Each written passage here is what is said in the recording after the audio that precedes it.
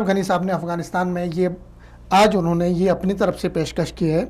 کہ اگر طالبان ہمارے ساتھ صلح کرنا چاہتے ہیں تو 50% وزارتیں ہم ان کو دے دیں گے اور 10 صوبوں کی گورنرشپ ان کو دے دیں گے. ایسے ہی کچھ راہ نکلے گی کہ دونوں کے اندر اقتدار کو تقسیم کر دیا جائے. لیکن جب آپ اس طرح اقتدار تقسیم کر کے جائیں گے, یہ وہی سچویشن آپ کرنا چاہ رہے ہیں جیسے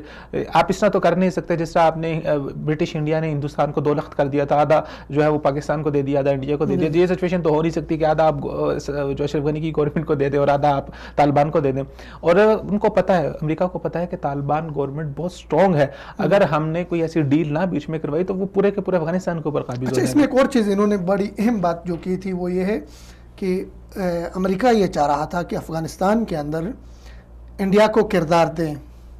اور روس کے کردار کو ختم کیا جائے, لیکن دونوں باتیں طالبان نے ریجیکٹ کی. انہوں نے نہ تو ہم انڈیا کو کوئی کردار دینے کے لیے تیار ہیں اور نہ روس سے ہم کوئی پنگا لینے کے لیے تیار ہیں اس خطے کے اندر. اچھا, اس کے اندر آپ کو پھر پاکستان کی اسٹریٹجی کی تعریف کرنی پڑے گی نا, کہ پاکستان کی اسٹریٹجی کتنی اچھی رہی ہے افغانستان کے اندر, کہ آج 10 سال یا 15 سال کے بعد آپ کو اس کے اثرات دیکھنے کو نظر آ رہے ہیں کہ انہوں نے خاموش رہتے ہوئے ایک خاموش اسٹریٹجی رہی ہے پاکستان کی. اور یہ ہمیشہ سے پاکستان رہا جس کے اوپر CIA بھی چیختا ہے, جس کے اوپر راہ بھی چیختی ہے کہ پاکستان کی اسٹریٹجی ایسی ہوتی ہے کہ کچھ کرتے بھی نہیں اور بہت کچھ کر بھی جاتے ہیں. تو یہ پاکستان کی اسٹریٹجی کی تعریف کرنی پڑے گی یہاں پر آپ کو, کہ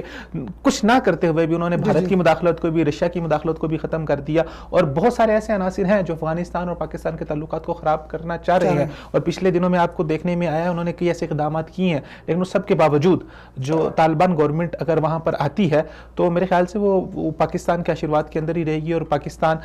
وہ دوست رہے گی گورنمنٹ, اور پاکستان دوست گورنمنٹ وہاں پر آنا ایک بہت اچھا قدم ہے.